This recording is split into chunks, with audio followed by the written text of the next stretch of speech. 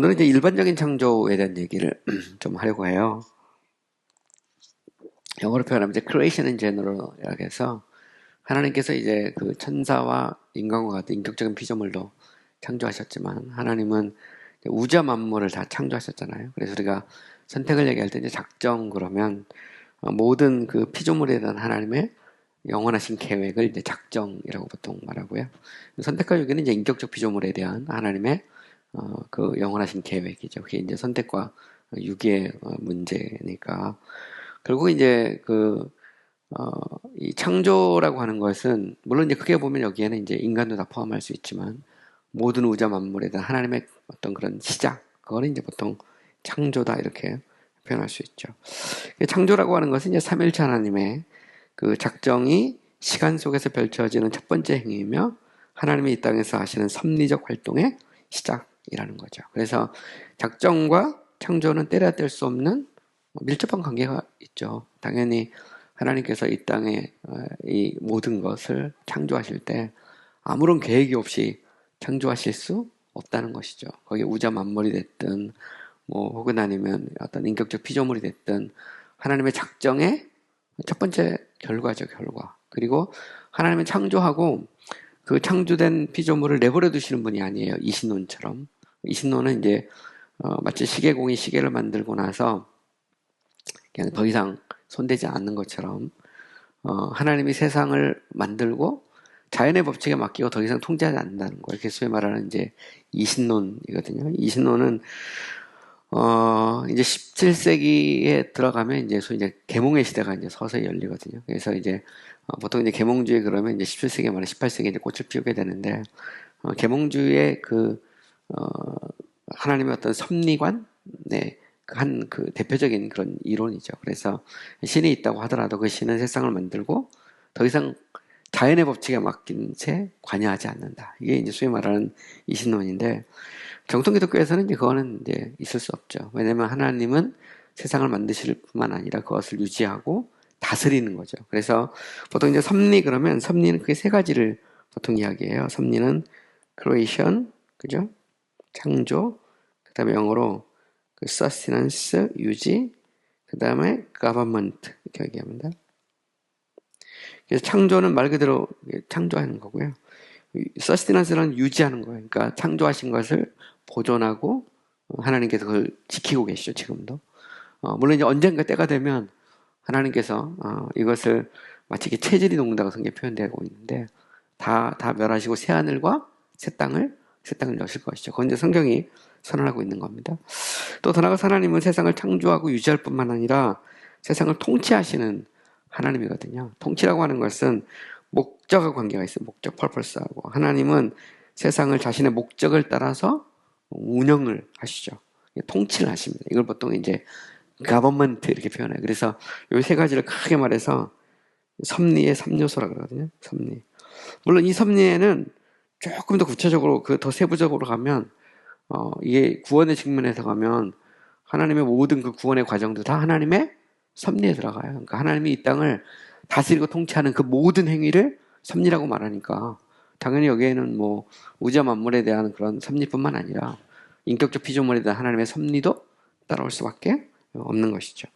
자, 이제 중세 스콜라 신학자들은 창조를 보통 이제 능동적 창조와 수동적 창조로 이제 구분하기도 해요. 그래서 creatio activa, active creation하고 그 다음에 creatio passiva, passive creation 이렇게 수동적 창조로 구분하기도 합니다. 능동적 창조라는 것은 무에서 세상을 창조하시는 하나님의 그런 창조의 행위, 그것을 이제 보통 능동적 창조라고 이렇게 부른다면, 이제 수동적 창조는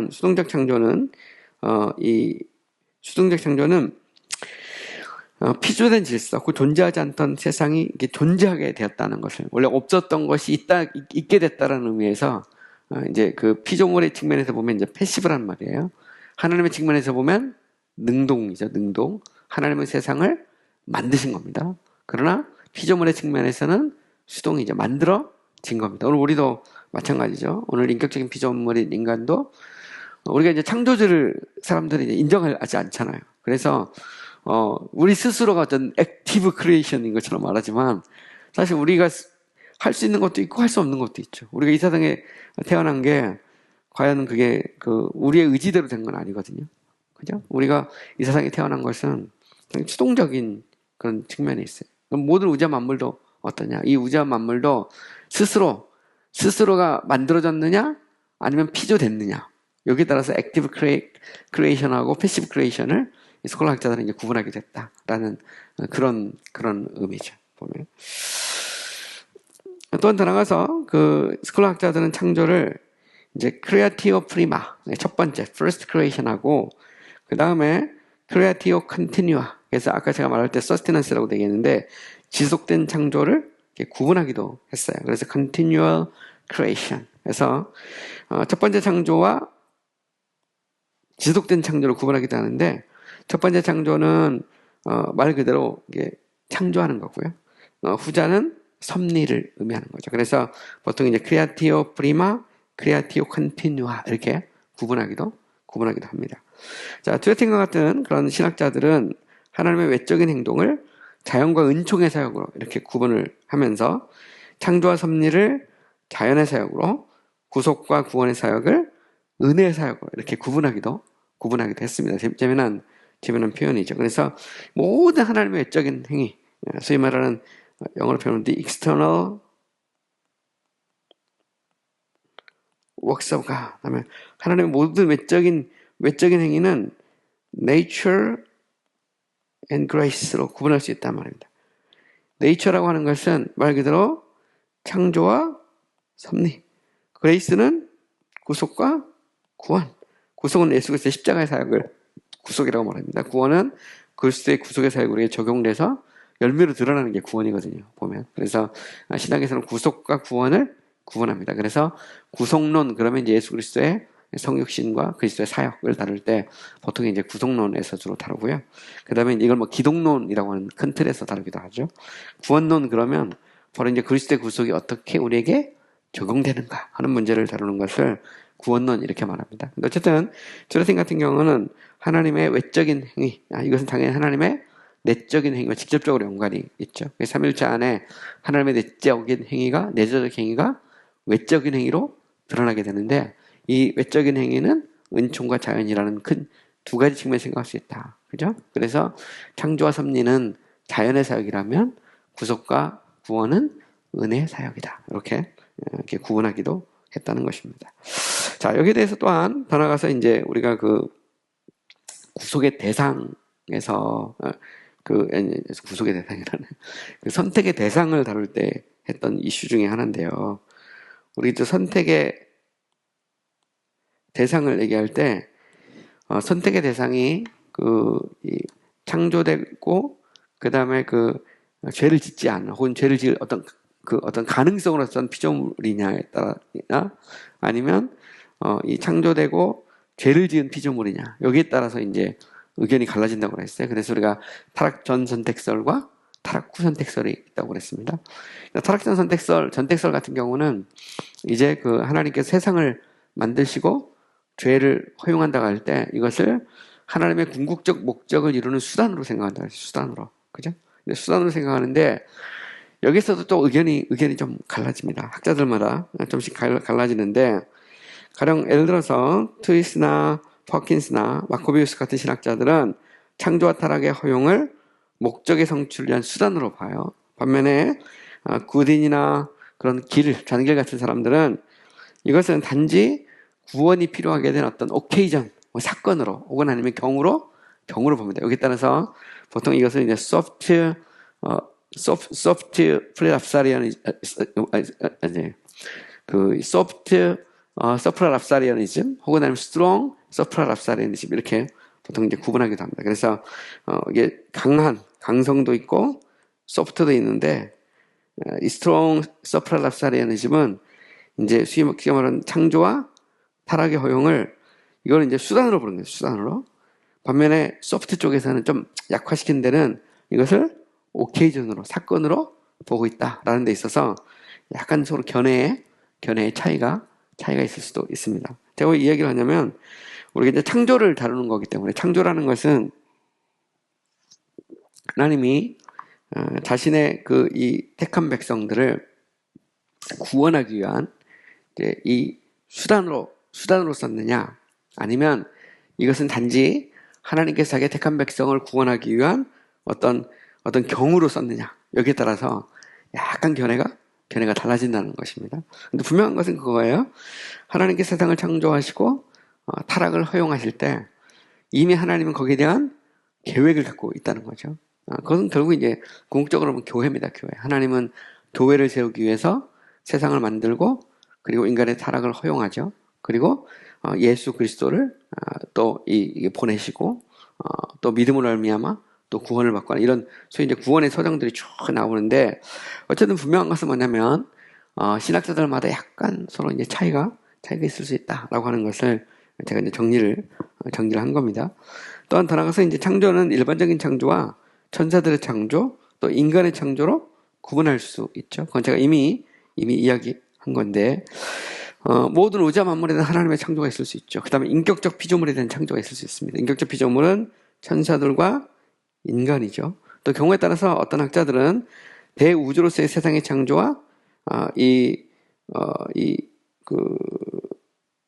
소우주로서의 인간의 창조, 이렇게 구분하기도 합니다. 그래서 세상을 이제 대우주라고 말하면 그 인간은 작은 어떤 소우주다. 그래서 요걸 이렇게 이제 구분하기도 합니다. 어쨌든 분명한 것은 창조는 모든 우주와 만물에 대한 창조가 있고요. 그 다음에 인격적 피조물에 대한 창조가 있죠. 인간의 창조, 천사의 창조가 있습니다.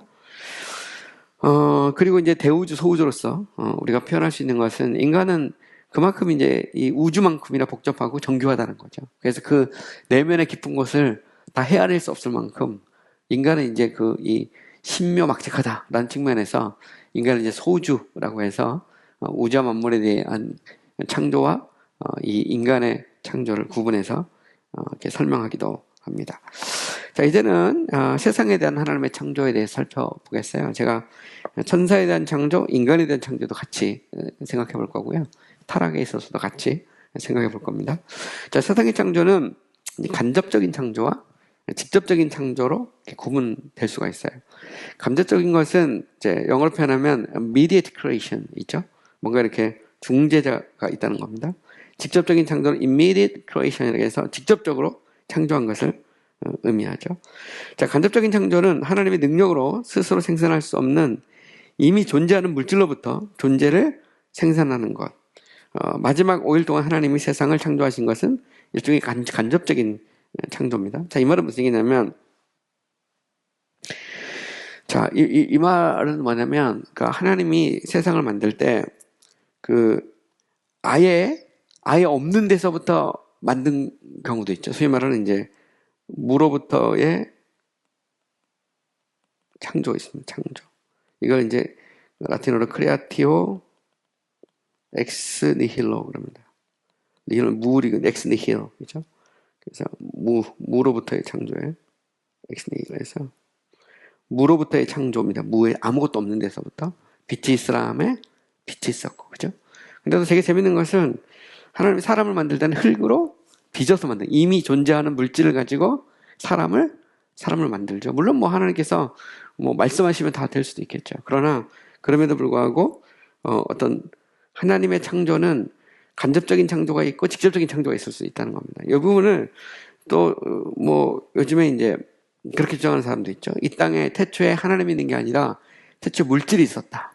그 물질에서부터 모든 게 시작됐다는 겁니다. 이 말은 신이 설사 있다 하더라도 그 신은 그 물질로부터 만들 수밖에 없다는 그런 측면에서부터 그런 면에서 보면 또 그 신은 이제 간접적으로 창조할 수밖에 없다는 그런 이야기를 할 수도 있는 것이죠. 자, 직접적인 창조라는 건 뭐냐면 하나님이 무로부터 존재를 생산하시거나 존재하지 않던 것이 존재하게 되는 겁니다. 태초에 하나님이 천지를 창조하셨다 할 때, 태초에 하나님이 천지를 창조하셨다 할 때 이 창조라는 건 뭐냐? 이건 소위 말하는 이 크리에이티브 엑스 니힐로라는 거죠. 무로부터, 그죠? 니힐. 무로부터의 창조입니다. 그래서 이게 이제 속격인데 이렇게 보면 from 뭐뭐로부터. 그래서 그 하나님이 세상을 무로부터 만들었다. 이것은 무슨 얘기냐면 creation out of nothing. 그죠? 아무것도 없는 데서부터 빛이 있으라 하시면 빛이 있었다. 그래서 창세기 1장 1절에 보면 태초 하나님이 천지를 창조하셨다. 이것은 시간과 공간의 창조를 의미한다는 거죠. 무로부터 하나님이 어느 한 시간의 시점에서 세상을 만든 겁니다. 그래서 이것은 이 시간과 공간의 창조죠. 공간의 창조. 이걸 조금 더 구체적으로 말하면 무로부터의 창조, 크레아티오 엑스 니힐로에 대해서 좀 더 이야기하면, 자, 무로부터의 창조는 믿음으로 받아야 될 성서적 계시뿐 아니라 철학적으로 타당하다, 이렇게 말할 수가 있어요. 자, 히브리서 11장 3절에 보면 이런 말씀이 있습니다. 믿음으로 모든 세계가 하나님의 말씀으로 지어진 줄을 우리가 아나니 보이는 것은 나타난 것으로 말미암아 된 것이 아니니라. 자, 세상은 보이지 않는 것들이, 곧 존재하지 않는 것들이 존재하게 된 거죠. 말씀으로. 이거는 뭘 의미하냐면, 히브리서 기자가 창세기에 나오는 창조 기사를 문자 그대로 인정하고 있는 겁니다. 이제 빛이 있으라 하심에 빛이 있었다. 하나님이 말씀하시니까 만들어진 거죠. 그냥 말씀했는데, 이때 이것은 결국 무에서부터 유가 나온 겁니다. 유 자체가. 근데 이걸 우리가 어떻게 하느냐? 직접 우리가 하나님 세상을 만들 때 우리가 그곳에 있었던 게 아니잖아요. 몰라요, 우리는. 단지 우리는 하나님의 말씀을 믿는 거죠. 그것을 진리로 믿고 하나님의 말씀에 기초해서 믿음으로 받아들이는 겁니다. 이제 그래서 보면 믿음으로 모든 세계가 하나님의 말씀으로 지어진 줄 우리가 안다는 것이죠. 보이는 것은 나타난 것을 알면 아마 된 것이 아니라는 말은 사람의 눈에 보이는 것이 이게 원천이 아니라는 겁니다. 원천이 있다는 거죠. 눈에 보이는 것, 나타난 것은 보면 원천이 있는 거죠. 원천이 있는 건데 그 원천이 누구냐? 하나님이 계신다는 거죠. 그것은 결국은 하나님이 계시다. 이 말은 창조주가 계신다는 말이죠. 성경은 명확하게 선언하고 있죠. 우주와 만물도 심지어는 우리 하늘의 구름과 해와 달과 별과 이 땅에 있는 나무들, 짐승들, 바다의 고기들, 그리고 이 땅에 살아가는 모든 인간들이 저절로 만들어진 게 아니라는 겁니다. 어느 순간 무에서부터 유가 된 거죠. 그러니까 크리에이티브 엑스 니힐로가 된 겁니다. 물론 그것이 이제 첫째 날, 둘째 날, 셋째 날 가면서 있는 걸 가지고 이제 계속 만들어가지만 보면 분명한 것은 무에서부터 유로 가는 거죠. 직접적인 창조에서 간접적인 창조로 가는 겁니다. 보면. 그래서 결국 이제 순서로 보면 직접에서 간접으로, 무에서 유로 이제 하나님께 세상을 만드신 것이죠. 로마서 4장 17절에 보면 기록된 바 내가 너를 많은 민족의 조상으로 세웠다 하신 것 같으니 그가 믿은 바 하나님은 죽은 자를 살리시며, 되게 재밌는 말이 나와요. 없는 것을 있는 것으로. 없는 것은 nothing입니다. nothing. 있는 것은 something이에요. 그렇죠? 그러니까 결국은 없는 것을 있는 것으로 만든 거죠. 뭔가 우리 있어요. 보면 나라는 존재가 있잖아요. 나라는 존재가 있는데 원래는 없었는데 이건 하나님의 계획 속에만 있는 거죠. 근데 어느 시점에 저라는 존재가 저희 부모님을 통해서 만들어진 겁니다. something이 된 거죠. 원래 nothing이었는데 really에 아무것도 없는데 우리가 만들어진 거죠. 그러면 우주와 만물은 어떠냐 말이에요. 저 하늘의 해와 달과 별은 과연 그냥 저절로 만들어졌느냐, 아니면 어느 한 시점에 하나님께서 말씀으로 창조했느냐. 성경은 무에서 하나님께서 세상을 유로 만들었다는 거죠. 없는 것에서 있는 것으로 하나님이 만드셨다는 거죠. 보면 저는 이런 생각을 해봐요. 예수님께서 나는 부활이요 생명이다 이렇게 말씀하세요. 생명이다. 죽은 나사로를 살리시기 전에 예수님께서 이제 마르다하고 대화해서 나는 부활이요 생명이니 살아서 나를 믿는 자는 죽지 않고 무릇 살아서 나를 믿는 자는 영생하도록 산다는 얘기를 하셨거든요. 그러면서 이제 이것을 내가 믿느냐라고 묻는데 예수님은 자기를 생명이라고 말하죠. 생명. 요한복음 1장 4절에 보면 그 안에 생명이 있었으니 이 생명은 사람들의 아니면 이 세상의 빛이라 이렇게 말하죠. 보면 생명. 저는 예수님이 자신을 생명이라고 할 때 이 생명이라는 말이 엄청 놀랍죠. 이 말은 내가 그 생명의 원천이고 내가 생명 그 자체라는 말입니다. 이거는 창조론에서 볼 때 되게 놀라운 선언이 이건 인간론하고도 같이 연결될 수밖에 없는 건데 여러분 한번 생각해 보세요. 이 땅에 있는 그런 그 모든 그런 만물들 우리가 이제 관찰해 보면 이게 이제 무생물도 있고 또 이렇게 유생물도 있어요. 그러니까 돌이나 뭐 바위 뭐 이런 것도 있지만 살아있는 생물 있잖아요. 뭐 식물이라든가 저 동물이라든가 조류, 하늘 나는 새나 사람은 생명이 있단 말이죠. 근데 놀라운 것은 이 생명이 어디서부터 왔다는 거죠. 이 기원이 어디서 붙어 있느냐는 겁니다. 그리고 이 땅의 모든 생명은 태어나고 자라고 그리고 어느 순간에 가면 이게 또 죽어요. 생성, 성장, 소멸의 과정을 걸치죠. 사람의 세포도 마찬가지거든요. 이게 안 죽으면 암세포가 되는 거고 모든 게 다 그렇습니다. 모든 게 식물도 그렇고 동물도 그렇고 다 보면 하다못해 뭐 그 땅속에 있는 지렁이도 살아서 꿈틀거리잖아요. 저도 강아지를 한 12년 키워봤는데 그 강아지가 살아있다는 것 자체가 엄청 신기합니다. 근데 어느 순간에 이제 먼저 이제 천국 갔는데 우리 큰애가 우리 강아지 죽었을 때 저기 그 부모님 죽은 것보다 더 통곡을 하면 대성통곡을 울었어요. 그래서 야, 엄마 아빠가 죽어도 이렇게는 안 울겠다 하는데 보면 큰애가 뭐 그냥 뭐 직장 다니는데 휴가 내갖고 왔어요. 우리 강아지 죽을 때. 그래가지고 반찬해가지고 와가지고 울고 불고 난리가 났어요. 직장 다니는 애가 대학 졸업하고 그리고 결국 이제 걔 장례식장 데려다가 화장시켜서 자기가 직접 다 뿌리고 울고 근데 그런 얘기를 하더라고요. 자기 어릴 때부터 자랐던 그 강아지니까 그런 정도 있고 또 죽음이라는 것을 이제 직접 자기가 사랑하는 소중하게 여기던 그 생명이잖아요. 그 생명이 죽는 것을 이제 우리 둘째는 하도 뭐 동물을 많이 키워서 그런 거 많이 봤는데 우리 큰애는 처음이거든요.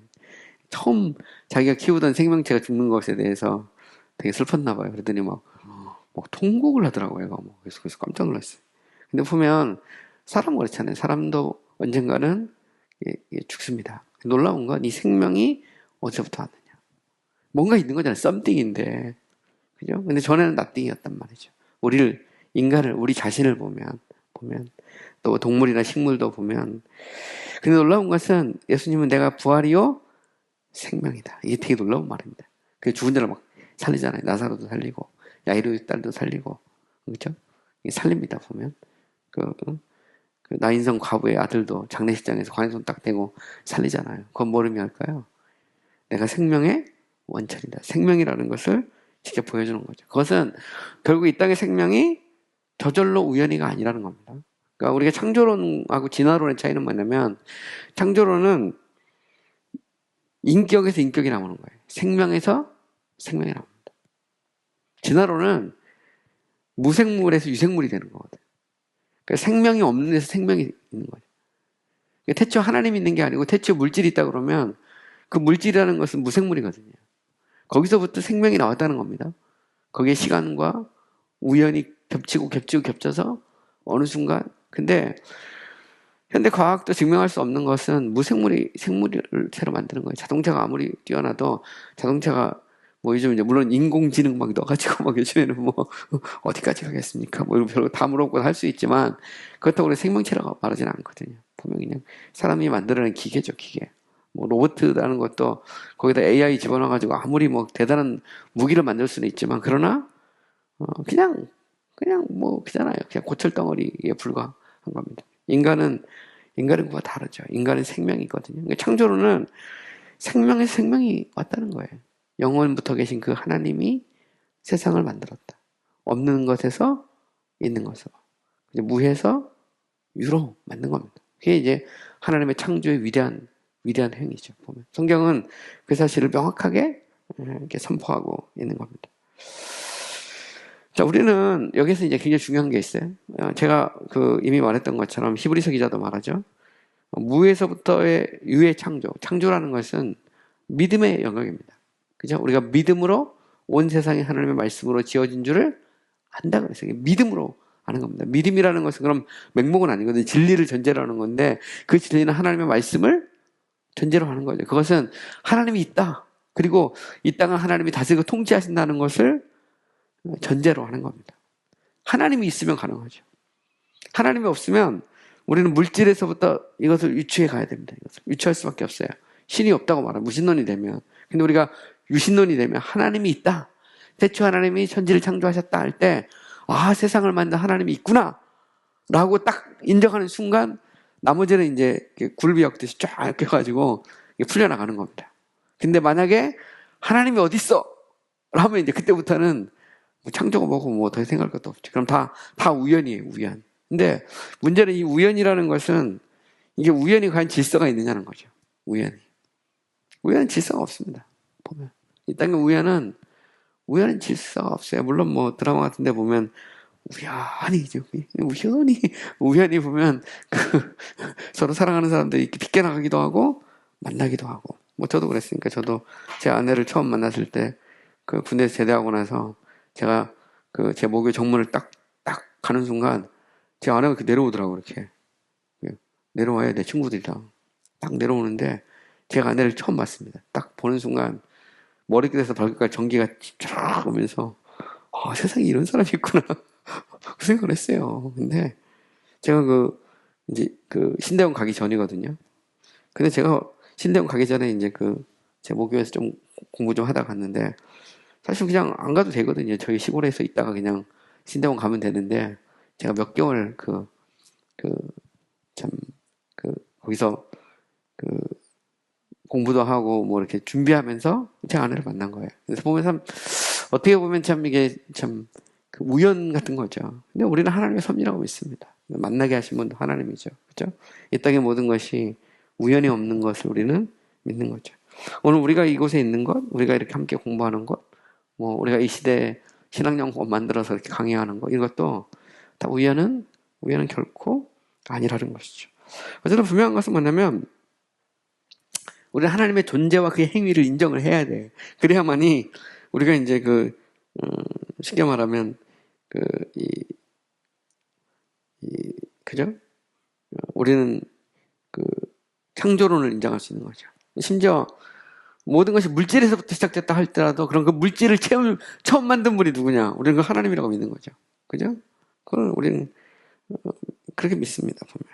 그래서 설령 선존재하는 물질로부터 창조를 인정한다 해도 이 선존재하는 물질 또한 하나님이 무로부터 만드셨다는 것을 인정해야 된다는 겁니다. 천사 같은 영적인 존재도 마찬가지죠. 영혼부터 천사가 있는 게 아닙니다. 영혼부터 삼위일체 하나님이 계신 것이죠. 그 하나님이 천사를 만드신 거죠. 또한 인간도 만드신 겁니다. 또한 우주와 만물도 만든 거예요. 여기에 대해서 이제 뭐 제가 천사론에서 조금 얘기를 하겠지만 어차피 이제 창조론을 다루니까 천사의 창조와 타락의 문제가 이렇게 맞물려 있어요. 쌍으로 이렇게 맞물렸기 때문에 우리가 아주 깊게 다룰 수는 없지만 그러나 이제 개략적으로 정리를 할 겁니다. 왜냐하면 이제 이걸 정리를 안 하면 공부할 수 있는 기회가 별로 없어요. 저희 신학에서.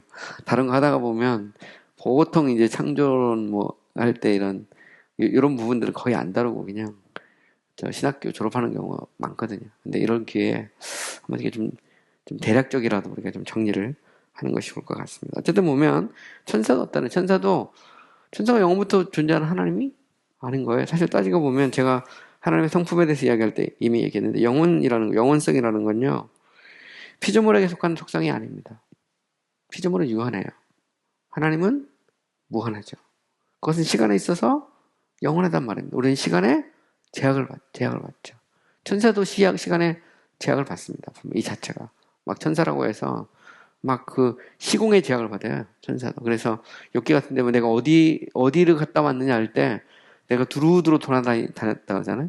내가 그럼 욥을 받느냐 이렇게 묻잖아요. 그거는 공간적으로 시간적으로 이게 제약이 있다는 걸 의미하죠. 예수님은 시공을 부활하고 난 다음에 시공의 제약을 안 받죠. 창조주라는 것을 의미하는 겁니다. 영원성이라는 거, 우리가 보면 영원한 형벌을 받는다, 영원히 축복을 받는다라고 할 때, 그럼 우리가 그럼 신이 되는 거냐? 그건 아닙니다.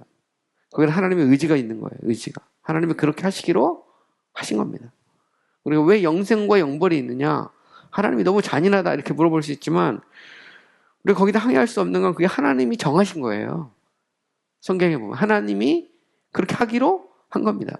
이 말은 인간의 영혼이 불멸하다라고 할 때 그 영혼의 불멸성은 부여된 불멸성이지 원천으로서의 영원성은 아닙니다. 하나님 영원하신 그분이 인간의 그런 영혼을, 천사를, 영적인 존재인 천사를 영원하도록 만든 겁니다. 영원하도록 하신 거예요. 그렇게. 여기에 하나님의 의지가 들어있는 거죠. 그리고 천사와 인간은 영원부터 존재하지 않은 겁니다. 하나님 어느 시점에 창조하신 피조물에 불과하죠. 그리스 철학에 보면 키케로나 디오게네스, 에피크로스, 루크레티우스, 키케로 같은 고대 철학자들은 이런 얘기를 했어요. 엑스 니힐로 니힐 피트라고 해서 무로부터 아무것도 만들어지지 않는다는 겁니다. 무로부터 뭐가 만들어지냐? 무는 무일 뿐이다 하는 겁니다. 말 그대로. Nothing is nothing. 근데 이거는 그 유한한 존재에만 해당되는 거예요. 그리스 철학에서의 신이라는 것은 유한한 존재입니다. 보면 그래서 막 제우스도 시기하고 막 그 보면 헤라도 나오고 뭐 바람도 피고 뭐 그냥 오줌도 싸고 막 별짓 다 하거든요. 보면 그죠? 형벌도 받고 근데 유한한 신이죠. 인간 신입니다. 근데 성경이 말하는 그 하나님은 이 무한한 완전하신 영원하신 전지하고 전능하신 그 완전하신 하나님이죠. 그죠? 하나님은 the first principle입니다. 제1원리죠. 그래서 보통 우리가 이제 인과율을 얘기할 때 소위 이제 코젠 이펙트라는 말을 써요. 인과율에서 코젠 이펙트. 이거는 이제 코잘리티라고 합니다. 논리학에서. 근데 신학에서 되게 중요해요. 코잘리티라는 말은 우리가 이제 인과율인데 원인과 결과에서 이 땅의 모든 것은 결과가 있으면 원인이 있다는 거죠. 원인에서부터 결과가 나옵니다. 그럼 이 땅에 있는 모든 이 피조물, 이 모든 우주 만물도 결과로 드러난 거잖아요. 그럼 거기에 따른 원인이 있다는 거예요. 그 원인을 얘기할 때 보통 우리는 원인을 the first cause하고 제1원리라고 그러죠. 대문자로 FC 이렇게 쓰기도 합니다. 그 다음에 the secondary cause에서 that secondary 혹은 뭐 second cause가 있어요. 이건 이제 primary cause라고도 하고요. 근데 first cause, second cause가 있는데 1차원인, 2차원이 그랬습니다. 1차원인 누구냐? 하나님이죠, 하나님. 2차원인은 피조물입니다. 내가 존재하기 위해서 부모님이 있어야 되는 거죠. 부모님이 존재하기 위해서 할아버지, 할머니가 있어야 되는 거고. 그죠? 이 땅의 모든 우주와 만물이 존재하기 위해서 보면 그것이 물질로부터 시작했든 뭐 빛으로부터 시작했든 아니면 빅뱅에서부터 어느 순간 딱 시작했든 근데 지금 현재 우주의 모든 원리를 보면 빅뱅 이론이 맞긴 맞습니다. 보면 빅뱅 티오리에 의해서 모든 우주가 만들어지고 지금도 우주가 팽창하잖아요. 팽창하고 있고 이 가공할 만한 이 어마어마한 이 우주 그리고 그 우주의 정교함 이 아름다움 그 광대함 그죠? 그 모든 것을시 성경은 제일 원인은 하나님이 만들었다는 거예요. 지금도 별들이 생성되고 소멸되고 막 그렇습니다. 지금도 우주 속에서 만들어지기도 하고. 그럼 그 모든 것이 우리는 그냥 자연의 법칙, the law of nature 이렇게 표현하지만 이것도 사실 정확한 건 아니에요. 보면 자연의 법칙이라는 것도 아직 설명되지 않은 것도 많고요. 다 몰라. 왜 그런지도 몰라. 근데 성경은 그 모든 걸 하나님이 제1원인으로 다스리고 통치하죠. 물론 있는 것에서 변형되면 간접 창조, 처음 시작할 때 직접 창조 이렇게 되는 겁니다. 무에서부터 유가 만들어지고 그리고 그 유가 또 다른 것도 계속 만들어가고 있는 거죠.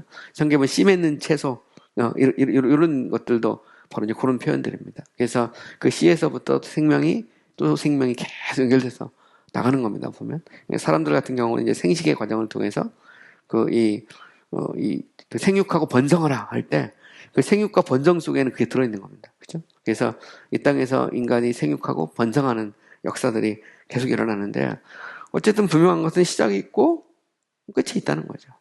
근데 고대 철학적 개념에서는 nothing out of nothing이에요. 무에서는 무다. 근데 성경은 something out of nothing입니다. 이게 이제 좀 차이가 있죠. 거기서 보면 약간. 자, 그러면 이제 무로부터의 창조의 의미를 조금 더 구체적으로 생각해 보면 이것은 하나님이 창조 유일한 efficient cause다. 제일 원리면서 또한 이걸 또 뭐라고 하냐면 the efficient, 그러니까 효율적인 원인이란 말입니다. 가능하게 하신 이 모든 게 그죠? The efficient cause에서 효율적인 원인이라는 걸 보여주는 거죠. 어떤 다른 원인, 심지어 도구적 원인도 거절된다는 거예요. 하나님 외에 다른 원인이 있을 수가 없다는 거죠. 그렇다면 그게 또 다른 하나님이 되거든요. 보면 선 존재하는 물질은 받아들일 수 없는데 그것은 세상이 그 자체의 존재의 원인일 수 있다는 것을 함축하기 때문이죠. 만약 선 존재하는 물질이 있다. 그러면 그 물질이 존재의 원인이 될 수 있다는 거죠. 그건 있을 수 없다는 겁니다. 결국. 그래서 성경은 하나님은 영이시다. 이게 놀라운 표현입니다. God is Spirit. 이게 하나님은 영이시다라고 하는 것은 하나님의 모든 존재의 원천이라는 것을 함축하고 있는 거예요. 그 자체가. 그래서 우리는 영이신 하나님을 찬미하잖아요. 그죠? 하나님은 영이시다. 그래서 God is Spirit이다. 하나님이 진료가 아니라는 말이에요. 그러니까 이 말 어떤 진료도 원천이 될 수 없다는 겁니다. 하나님이 궁극적 원인이고 효율적 원인이고 제일 원리다라는 것을 명확하게 이렇게 가르쳐주고 있는 거죠. 또 한 나아가서 하나님은 살아있으면서 living이죠. 초월적이다. 예, 트랜센덴탈. 자, 이 말은 무슨 얘기냐면 하나님이라고 할 때, 자, 한번 생각해 보세요. 하나님, 신 그러면 제가 이제 이런 얘기를 했어요. 그 아리스토텔레스의 이 형상학에 보면 그 모든 존재는 형상과 진료로 이루어집니다. Form and matter. 그죠? 이 땅의 모든 존재는 형상이 있고 진료가 있어요. 형상이라는 건 틀이고 진료는 내용입니다. 그러면 형상이라는 것은 능동태고요. 진료는 수동태예요. 그죠? 그래서 액티브입니다. 액티브. 형상은. 진료는 패시브예요. 패시브. 그리고 형상은 원천이라면 진료는 가능태입니다. 가능, possibility예요. 보면. 네. 근데 잘 보면 성경은 하나님은 영이다. 하나님은 형상 그 자체다. 되게 놀라운 표현입니다. 이 말은 하나님은 그 자체로 하나님은 다른 어떤 외적인 것에 의해서 행동이 되지 않고 스스로 행동하시는 분이세요. 보면 살아있는 분이죠. 그러면서 모든 우주와 만물을 초월하시는 분입니다. 되게 재밌는 것은 뭐냐면 아리스토텔레스는 만약 신이 있다면, 그죠? 그 신은 원래 정말 그 신이 있다면 형상 그 자체가 맞아요. 근데 그런 신은 없다는 겁니다. 우주라고 하는 것은 뭐냐면 이 땅에 어느 순간 만들어진 게 아니라 신의 존재가 부인되니까 당연히 우주는 영원하다는 거죠. 이게 이제 아리스토텔레스의 우주론인데 여기에 대해서 이제 반대하죠. 또 하나 가서 이 스피노자의 범신론, 세상과 그 하나님이 동일하다라고 하는 소위 범신론, 이것도 이제 무로부터의 창조는 반대하는 겁니다. 보면. 그래서 성경적인 그런 창조론은 활동하지 않는 하나님, 영원한 세계를 존재하는 아리스토텔레스적 견해 우주론하고도 다르고 하나님과 세상을 구분하지 않는 범신론적인 스피노자의 어떤 범신론하고 또 다르다는 거죠. 자, 하나님께서 무로부터 유를 창조하셨다라고 하는 것은 하나님이 세상을 만들고 간섭하지 않는다는 이신론, 그죠? 이신론적 스토아주의하고도 또 다르다는 거죠. 스토아주의하고도. 이 스토아주의도 거절을 합니다. 그래서 보면, 우리가 성경적 창조론은 어떤 영원한 창조나 활동하지 않는 하나님, 혹은 아니면 세상과 하나님을 일치하는 범신론, 아니면 세상을 하나님이 만들고 더 이상 관여하지 않는다는 이신론하고 서로 반대되는 개념이죠. 하나님은 지금도 살아서 역사하시는 하나님이죠. 하나님은 만드시고 다스리고 통치하시는 하나님이십니다. 그리고 그 하나님은 세상과 구별되죠. 하나님은 세상과 초월해 있습니다.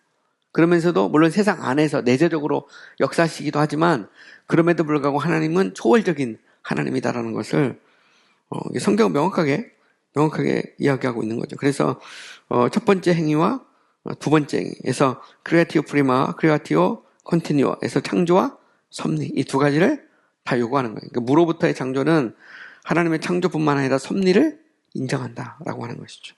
다스리고 통치하시는 하나님이십니다. 자, 더 나가서 창조의 대상에 대한 얘기도 좀 해야 되는데, 하나님은 유한한 본성을 지닌 어떤 것도 배제되지 않는 모든 것을 창조하셨다는 거죠. 모든 것. 여기에는 인간도 들어갑니다. 모두. 이 세상에 있는 모든 것을 누가 만들었느냐? 하나님이 만들었다는 거죠. 그럼 요한계시록 4장 11절 주께서 만물을 지으신 자. 만물은 all things예요. all things. 다. 그죠? 만물이 주의 뜻대로 있었고 또 지으심을 받았느니라. 이 땅의 모든 것이 만물이 주님의 뜻대로 존재했다는 거죠. 그리고 그 하나님에 의해서 만들어졌다는 겁니다. 그러니까 피조물이라는 거예요. 하나님은 창조주고, 그죠? 하나님은 창조주라면 이 땅의 모든 것은 이제 피조물입니다. 피조물. 그래서 자, 창세기 1장 1절에 보면 태초에 하나님이 천지를 창조할 때 천지는 하늘과 땅이에요. 근데 이게 보면 원래 이게 복수예요. 그래서 heavens, 샤마임인데 heavens란 말은 이게 위의 하늘과 땅의 하늘도 포함할 수 있어요. 영적인 세계, 모든 거 다 이렇게 이제 해석할 수도 있습니다. 우리가 아는 해와 달과 별뿐만 아니라 어떤 영적인 모든 것들을 다 포함할 수도 있어요. 가령 예를 들어서 우리가 천상계라고 하면 여기에는 이제 어떤 영적인 것들도 포함할 수도 있거든요. 근데 어쨌든 이 땅의 모든 것을 누가 만들었다? 하나님이 만들었다는 겁니다. 사도행전 4장 24절 대주제여 천지와 바다와 그 가운데 있는 만물, 그죠? 하늘과 땅, 바다에 있는 모든 걸 누가 지으셨다? 하나님이 지었다는 거죠. 계시록 10장 6절 하늘과 그 가운데 있는 물건들이며, 그죠? 하늘과 그 가운데 있는 거, 땅과 그 가운데 있는 물건이며, 바다와 그 가운데 있는 물건을 창조하신 이를 가리켜 맹세할 때 보면 하늘과 그 속에 있는 하늘의 것과 땅의 것과 바다의 것, 그죠? 하늘, 땅, 바다 이 모든 것을 누가 만들었다? 하나님이 만들었다는 거죠. 그것을 성경은 명확하게 선언하고 있어요. 자, 하늘과 그 가운데 있는 모든 것은 그럼 뭐냐? 여기에 대해 조금 더 구체적으로 얘기를 해보면, 자, 이것들은 종종 하나님의 손가락과 손으로 만들어진 것으로 묘사가 되는 겁니다. 그래서 시편 8편 3절에 보면 주의 손가락으로 만드신 주의 하늘과 주께서 베풀어 두신 할 때 베풀어 두란 말은 ordained 혹은 have set in place란 말이에요. 달과 별들을 내가 보니. 저 우주와 모든 만물을 누가 만들었다? 하나님이 만들었다는 거죠. 지구가 속해 있는 이 밀키웨이, 이 소위 은하계, 이 밀키웨이 안에 학자들마다 좀씩 차이가 있는 것 같아요. 어떤 사람은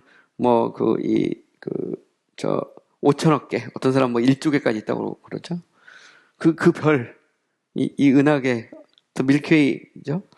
그 다음에 그 바로 옆에 이제 안드로메다 성운이 있는데, 안드로메다는 1조 개에서부터 2조 개까지 이렇게 엄청난, 셀 수도 없는 별들이 있습니다. 근데 우주 속에서 이 밀키웨이 갤럭시하고 안드로메다 갤럭시가 점밖에 안 돼요. 따지고 보면. 이 방대한 이 우주와 만물, 하늘의 해와 달과 별, 다 누가 만들었느냐? 누가 have set in place. 그죠? 누가 베풀어 두었느냐? 하나님이 했다는 거예요. 하나님. 시편 19편 1절. 하늘이 하나님의 영광을 선포하고 궁창이 그의 손으로 하신 일을 나타낸도다. 보면 왜 하늘이 하나님의 영광을 하나님의 영광을 위해서 하늘을 만들었거든요. 그죠? 궁창이 그의 손으로 그 새겨놓은 그 해와 달과 별 이 모든 것이 하나님의 그 위대함, 하나님의 어떤 위엄을 이렇게 나타내는 거죠, 보면. 그래서 우리가 그 주님의 높고 위대하심을 찬미하잖아요. 시편 102편 25절. 주께서 옛적에 땅의 기초를 놓으셨으며 하늘도 주의 손으로 지으신 바 됐다. 땅의 기초도 하늘도. 그죠? 당시 이제 어떤 유대교적 사교 방식에 보면 이 세상은 눈에 보이는 세상은 그렇습니다. 땅이 있고 하늘이 있는 거예요. 이 땅, 하늘, 그리고 바다가 있는데 하늘에 있는 것, 땅에 있는 것, 그리고 바다에 있는 이 모든 걸 누가 만들었냐? 하나님이 만들었다는 겁니다. 그 자체가 엄청나게 놀랍고 신기하죠. 여러분 사실 보면 물고기 하나만 해도 정말 신기합니다. 우리가 횟감으로 잘 먹는 이 가자미나 도미만 해도 종류가 얼마나 다양한지 별의별 게 다 있고 희한하게 생겼잖아요. 보면 이게 저절로 우연히 만들어졌을까? 성경은 그렇게 말하고 있지 않는 겁니다. 하나님이 만드신 거예요, 부모. 자, 여기서 보면 하늘 할 때, 제가 천지 할 때 이게 the heavens 이렇게 복수로 표현할 수도 있고, 또 성경에 보면 하늘이라고 할 때 이게 복수로 언급될 때가 많아요. 그 이유는 뭐냐면 하늘하면 이 하나 이상의 하늘이 성경에 언급되고 있다는 거죠. 그 대표적인 게 이제 바울이 3층 천, 셋째 하늘에 대해서 이야기하죠. 고린도후서 12장 2,4절에 보면 14년 전 셋째 하늘에 이끌려 간지라. 그가 낙원으로 이곳은 어떤 곳이죠? 낙원이죠, 낙원. 낙원을 3층 천이라고 본 겁니다. 그래서 히브리적 사고에서 보면 1층 천 우리 있는 곳이 있죠. 그 1층 천 하면 이제 이곳을 궁창이라고 그러는데 우리 이 공기, the air, 그죠?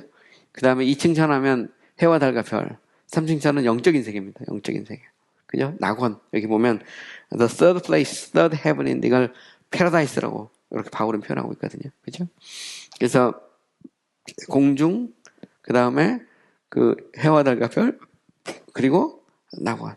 이건 영적인 세계니까 우리가 뭐 장수적으로 이게 이렇게 공간적으로 이렇게 딱 규정할 수는 없습니다. 어쨌든 분명한 건 성경에 보면 하늘의 하늘, 더 높은 하늘, 가정 탁월한 곳, 하나님이 머무시는 곳이 있다는 것이죠.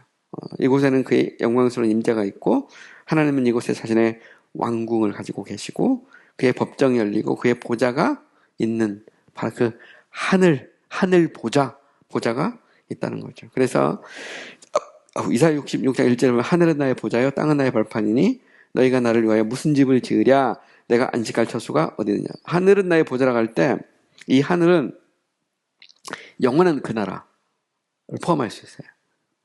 왜냐하면 하나님은 바로 그곳에 계시면서 이 땅에 있는 모든 걸 다스리거든요. 그래서 하늘이 나의 보좌라고 할 때는 우리는 그냥 단지 눈에 보이는 하늘뿐만 아니라 그 영원한 그 나라, 그죠? 마태복음 6장 9절에 보면 하늘에 계신 우리 아버지 할 때 하늘에 계신다는 말은, 그죠? 해와 달과 별 중에 있다는 말이 아니죠. 그 말은 하늘 보좌에 계신 3층 천입니다. The third place. 바로 그곳에 계신 하나님, 그죠? 하나님이 머무는 곳이죠. 하늘에 계시다는 말은 바로 이 땅을 그곳에서 다스리고 통치하죠. 그리고 예수 그리스도는 부활하셔서 하늘 보좌, 하나님이 계신 그곳 보좌 우편에 앉으신 것이죠. 그러니까 예수 그리스도가 3층 천에 간 겁니다. 바울은 바로 그 환상 중에 3층 천에 갔다 온 거예요. 바로 이제 그 얘기를 하고 있는 거죠.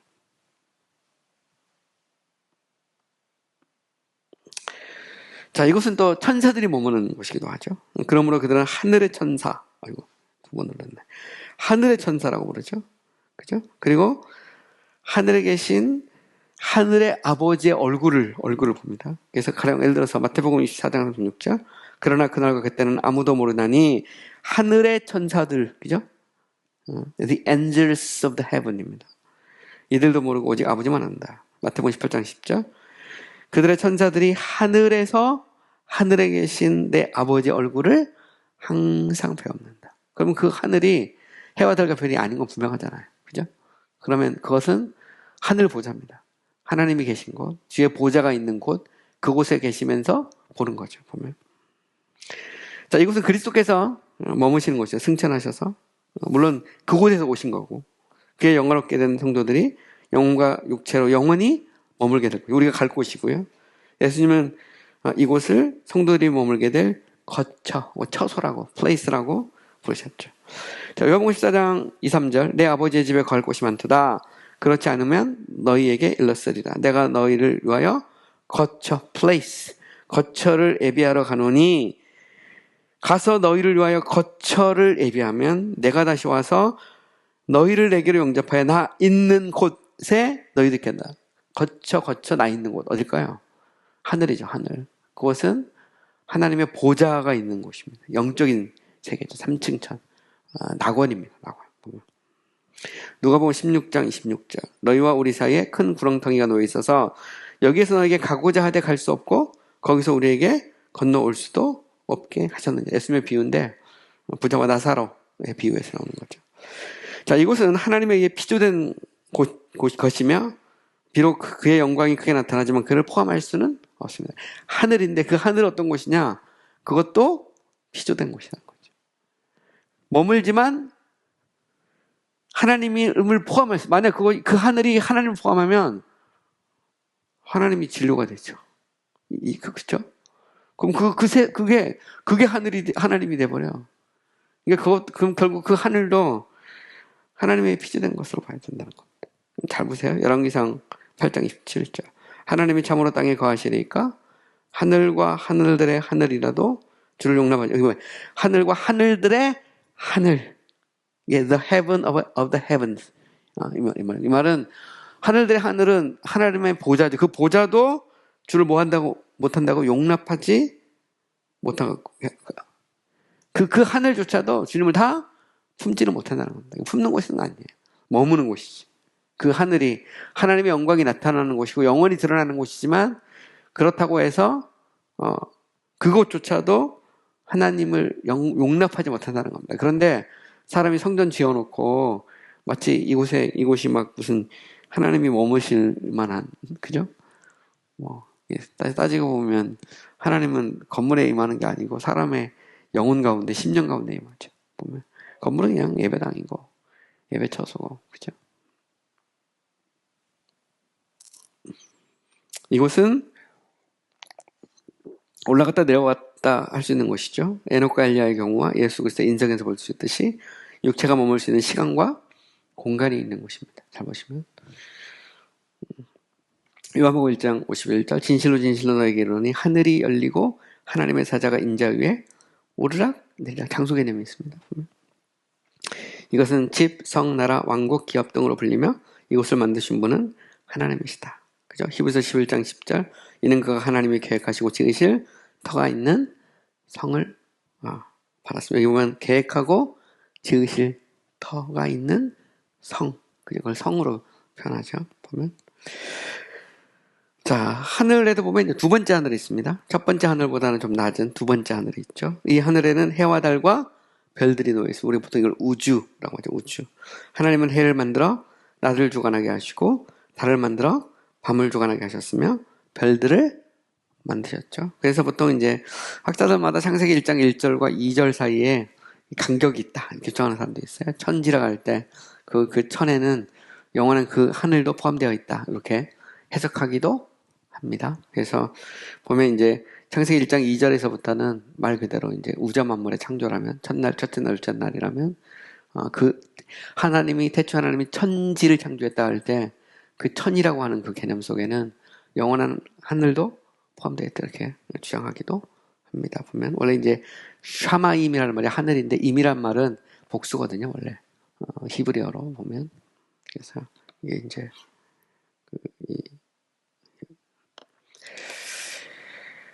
자, 어쨌든 보면 창세기 15장 5절 그를 이끌어 밖으로 나가 이랬을 때 하늘을 우러러 무뼈를 셀 수 있나 보라. 무뼈를 쫙 보여주죠. 그죠? 근데 이 모든 걸 누가 지은 거죠? 하나님이 지은 겁니다. 이사야 40장 26절 너는 눈을 들어 누가 이 모든 것을 창조하였나 보라. 주께서는 수요대로 만상을 이끌어내시고 그들의 모든 이름을 부르시나니 그의 권세가 크고 그의 능력이 강함으로 하나도 빠짐이 없느니라. 보면 하늘에 있는 눈을 들어서 볼 수 있는 these things, the starry host 이게 보면 별들의 군단이거든요. 호스란 말은. 그래서 눈에 보이는 그 소위 말하는 갤럭시, 우주 그 모든 그 해와 달과 별들을 누가 만들었느냐? 하나님이 창조했다는 거예요. 그걸 눈을 들어서 보라는 겁니다. 그리고 그 하늘과 해와 달을 지으신 그 하나님, 그저 그 하나님을 찬미하라는 거죠. 욥기 22장 12절. 하나님은 높은 하늘에 계시지 아니하냐. 보라 우두머리 별이 얼마나 높은가. 보면 높은 하늘 할 때 the heights of heaven 이렇게 되어 있습니다. 그죠? 하나님은 모든 그 우주 만물을 창조하신 해와 달과 별을 창조하신 분이죠.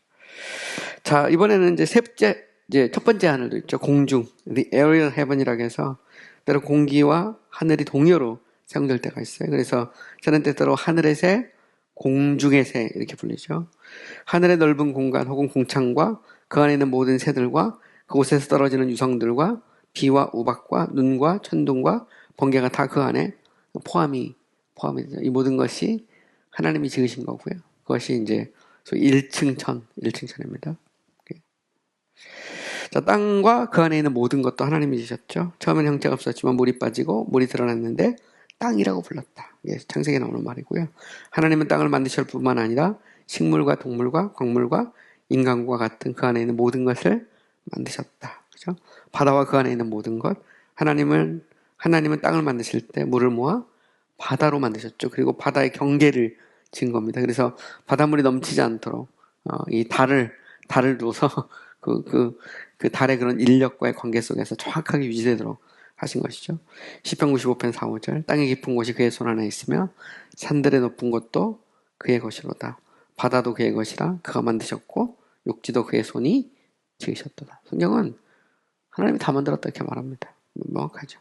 하나님은 바다와 그 안에 있는 모든 식물들과 물고기들을 만드셨다. 시편 104편 25, 26절 거기에는 크고 넓은 바다가 있고 그 속에는 생물 곧 크고 작은 동물들이 무수하니 그곳에는 배들이 다니며 주께서 지으신 리워야단이 그 속에 노나이다. 그래서 리워야단 나오는데요. 여기서 리워야단이 무엇이냐 여기에 대한 해석들이 좀 분분해요. 근데 이게 이제 고대의 리워야단은 아마 그 공룡을 의미하는 게 아닐까 뭐 그렇게 해석하기도 합니다. 보면. 근데 뭐 그렇지 않다는 사람도 있고요. 뭐 아니면 뭐 큰 어떤 그 고래 종류에서 그걸 리워야단이라고 불렀을 수도 있고 얼마든지. 근데 뭐 이거는 뭐 상상의 영역인 것 같아요. 창조학에서 리워야단을 공룡으로 보기도 하더라고요.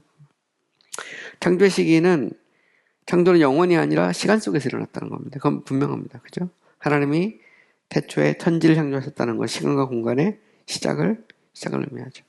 아리스토텔레스는 이제 영원한 창조를 이야기합니다.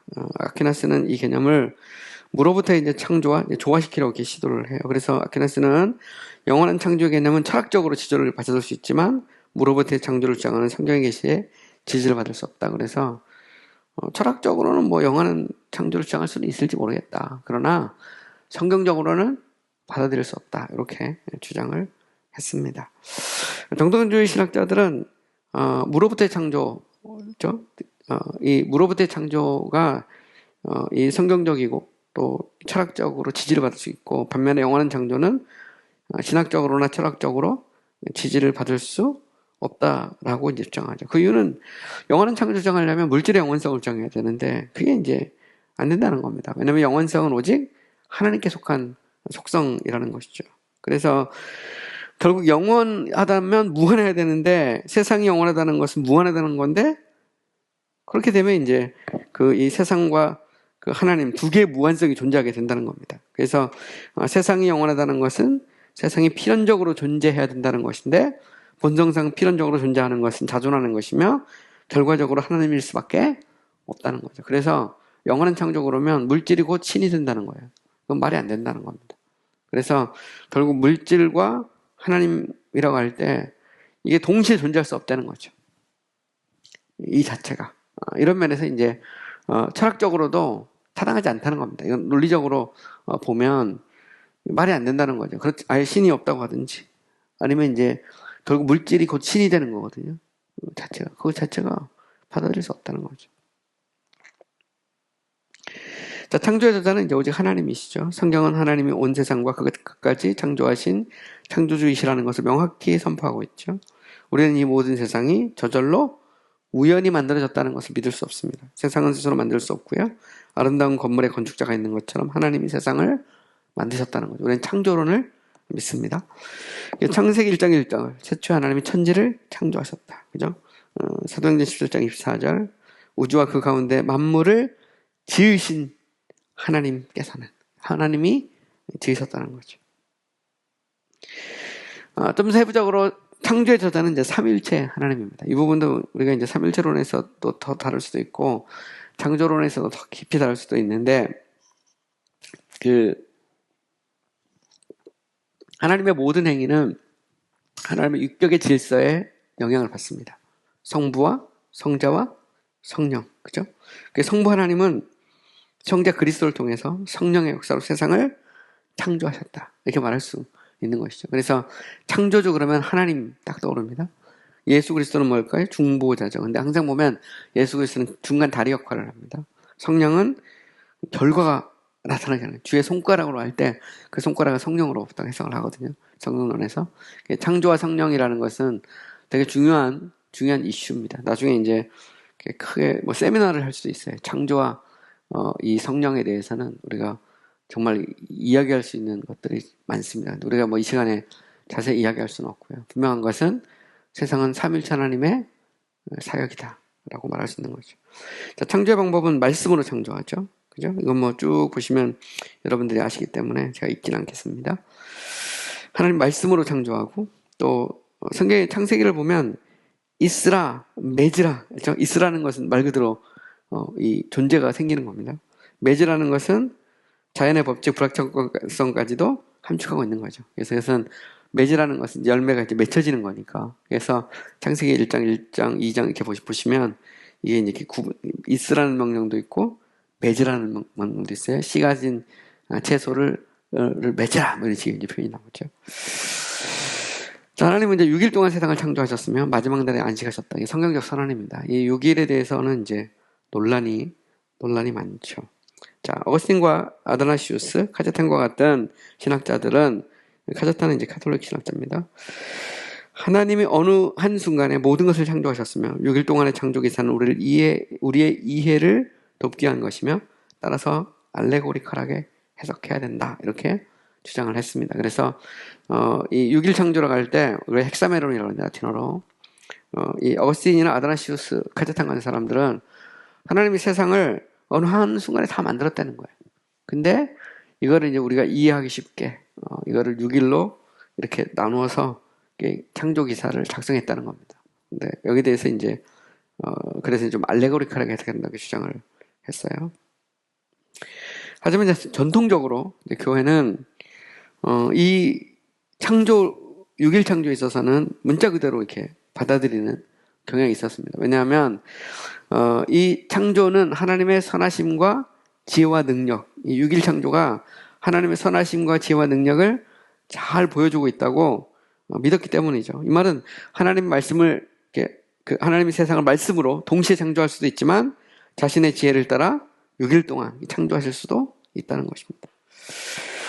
현대 신학에서 이제 논쟁이 많죠. 뭐 유신론적 진화론도 있고, 뭐 창조론, 뭐 다양한 창조학회도 있고 한데, 이제 6일 창조라고 해서 이제 현대 신학에서는 이거는 이제 그냥 스토리, 과학적 사건이 아니라, 그래서 과학과 신학을 조화시키거나 분리하는 차원에서, 구분하는 차원에서 종교적인 이야기, 스토리로서의 어떤 6일 창조, 이걸 가지고 꼭 어떤 과학을 이야기할 필요가 없다, 이렇게 주장하는 그런 견해도 있고요. 또 아니면은 이제 그 6일이라고 할 때 그 6일이라는 것이 오늘 우리의 시간과 좀 다를 수 있다는 겁니다. 왜냐하면 히브리어로 하요미예요. 날이 하가 대문 정관에서 더가 항상 붙어 있습니다. 요음은 날이고 하라는 말이 이제 the day, the first day, the second day 이렇게 되거든요. 근데 이게 보면 항상 the day of the first입니다. 더가 붙어 있어요. 항상 더가 the 이걸 강조하면. 그래서 이 the라는 것은 단지 24시간이 아니라 완전수라는 거예요. 완전수. 그래서 우리가 이제 지구의 나이를 생각해 보면 뭐 제가 길게 한 50억 년 정도 보거든요. 그러면 이 오랜 그런 지구의 나이와 창조의 6일 기사가 충돌하지 않고 얼마든지 조화를 이룰 수 있다, 이렇게 주장하기도 합니다. 복음주의 계통에서 이렇게 주장하는 사람도 많고, 또 반면에 6일 창조를 강력하게 주장하시는 분도 있어요. 근데 한번 생각을 해보시기 바랍니다. 어떤 것이 과연 타당하고 합리적인지를 생각해 봐야 되죠.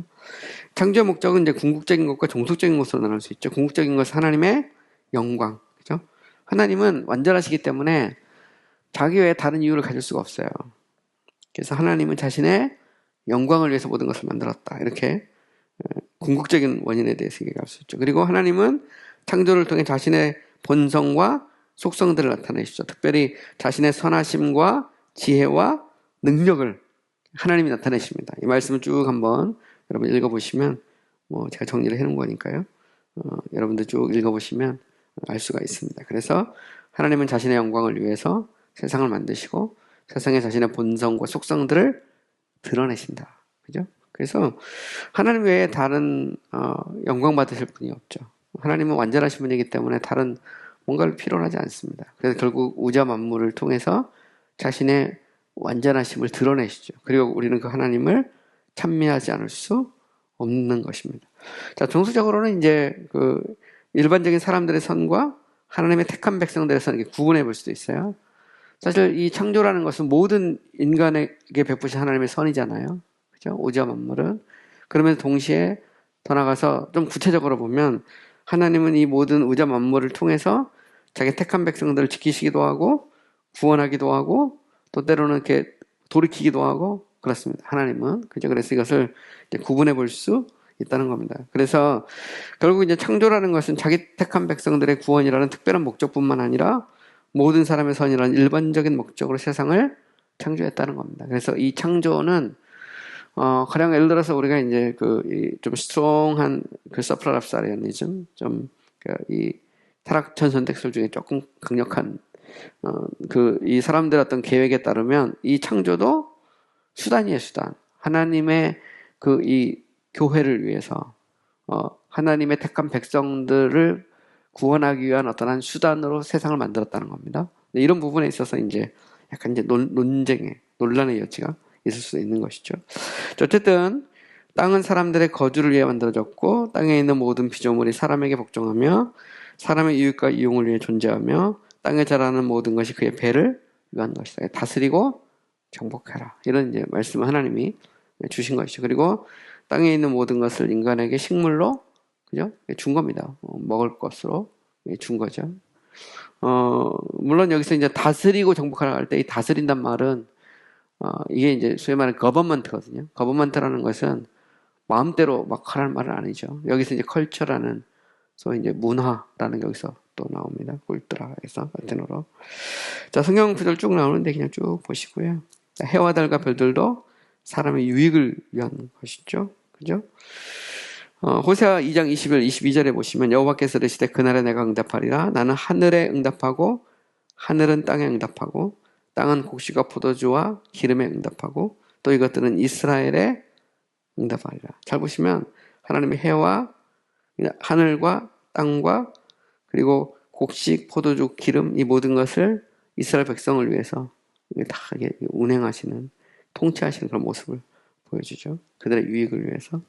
자, 세상의 모든 피조물은 특별히 택한 백성들의 유익을 위해 존재한다. 세상은 그들의 하나님의 영광을 보는 극장이며 무대이고 그들을 향한 하나님의 구속과 구원의 사역이 펼쳐지는 현장이죠. 그래서 세상은 하나님의 영광을 보는 극장이고 무대입니다. 그리고 우리는 이 세상을 통해서 하나님의 그런 위대하신 뿐만 아니라 구원에 놀라우신 그 역사를 우리가 발견하게 되죠.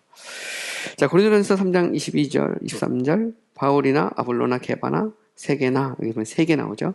생명이나 사망이나 진 것이나 장래 것이나 다 너희의 것이요 너희는 그리스도의 것이요 그리스도는 하나님의 것이다. 이 모든 것이 우리의 것이고 또 그리스도의 것이고 그리스도는 하나님의 것이죠. 그죠? 그러니까 그죠? 이 모든 것이 다 너희의 것이다. 이렇게 표현하죠. 시편 24편 1절 땅에 거기 충만한 것과 세계와 그 가운데 사는 자들은 다 누구의 것이라고요? 여호와의 것이로다. 이 땅의 모든 건 다 하나님의 것입니다. 자, 새하늘과 새 땅 또한 택한 백성들을 위한 것이죠. 하늘의 천사들도 그들을 섬기기 위해 피조되었습니다. 히브리서 1장 14절 모든 천사들은 섬기는 영으로서 구원받을 상속자들을 위하여 섬기라고 보내심이 아니냐. 천사들이 바로 이 구원받은 자들을 위한 이 섬기는 자들이란 말도 나오죠. 자, 하나님이 사람들의 선을 위해 세상을 창조했다는 것에 대해서 굉장히 중요한 신학적인 이슈가 있습니다. 리폼드하고 이제 알미니우스 이게 일치를 해요. 그죠? 하나님이 사람의 선을 위해 세상을 창조했다. 여기에 대해서 일치를 합니다. 그런데 여기서 굉장히 중요한 차이가 하나 나옵니다. 그건 뭐냐면 알미니우스의 신학을 보통 창조의 신학 이렇게 말합니다. 보통 리폼드 개혁주의 혹은 정통주의 신학을 뭐라고 말하냐면 은총의 신학, 이 편은 은총의 신학. 반면에 알미니우스 신학을 창조의 신학이라고 합니다. 창조의 신학이라고 이렇게 주장하는 이유가 있어요. 그건 뭐냐면 알미니우스는 하나님은 원래 전지하고 전능하고 영원하고 편재하심을 인정합니다. 하나님의 완전성을 인정을 해요. 그런데 하나님이 세상을 만드는 순간 만들기로 작정하시면서 특히 인격적인 피조물을 만들기로 작정하시면서 하나님은 인격적 피조물의 자유로운 의지에 자기를 제약하기로 결심을 합니다. 리미트하기로. 하나님이 자기를 제한해요. 리미트합니다. 그래서 하나님 스스로가 인간의 어떤 반응이나 인간의 의지적 결단이 없으면 하나님 스스로가 자기가 스스로도 모르거나 아니면 스스로 어떤 할 수 없거나 자기의 뜻을 꺾거나 이런 일들이 이제 일어나는 겁니다. 보면. 그래서 알미니우스가 말하는 소위 말하는 이제 이 개혁주의 신학의 소위 칼빈주의 5대 교리에 반대되는, 그죠? 반대되는 조건적 선택이나 혹은 아니면 저항할 수 있는, 뿌리칠 수 있는 어떤 은혜나 아니면 이제 속죄 보편성이나 뭐 아니면 구원을 잃어버릴 수 있다든가 뭐 이런 여러 가지 이제 교리들 있잖아요. 소위 말하는. 이게 결국 하나님의 제한성과 맞물려 있어요, 보면. 그러니까 인간의 자유의지에 의해서 하나님이 어쩔 수가 없는 겁니다, 보면. 사실 자유의지라는 것은 이게 듣기는 굉장히 좋은데 우리가 스스로 죄를 깨닫고 회개하고 예수 믿지 않으면 하나님도 어쩔 수 없다는 말이에요. 심지어 회개하고 예수를 믿었어도 그 믿음을 끝까지 안 지키면 하나님도 또 어쩔 수가 없어. 왜냐하면 하나님이 세상을 만드는 순간, 창조하기로 하는 순간 자기를 리미트하기로 결심을 한 겁니다. 이게 이제 알미니우스 신학이 굉장히 중요한 신학이죠. 항상 보면 알미니우스 계통의 신학자들은 하나님의 제한성을 계속 얘기합니다. 이 재밌는 것은 이 바르트도 그렇고 몰트만도 그래요. 침례교에서는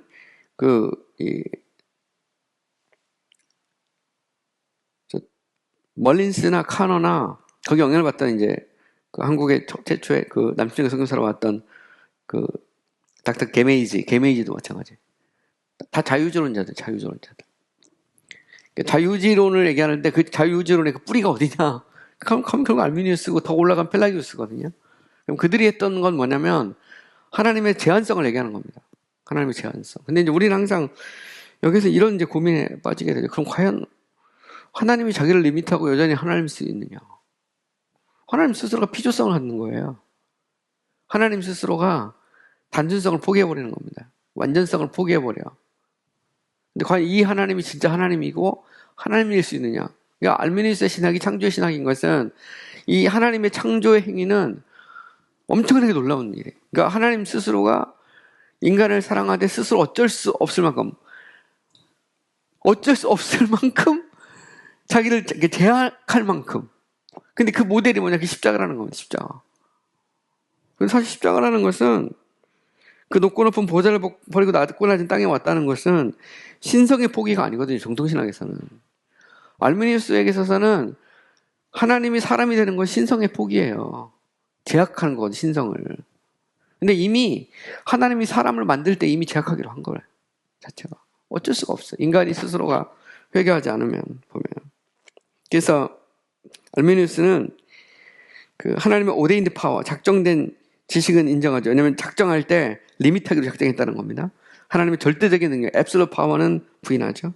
하나님은 이 조건적 의지입니다. 그러니까 피조물에 따라서 할 수도 있고 안 할 수도 있는 조건적 의지지만 그러면서도 절대적 의지, 앱솔루트 윌은 거부합니다.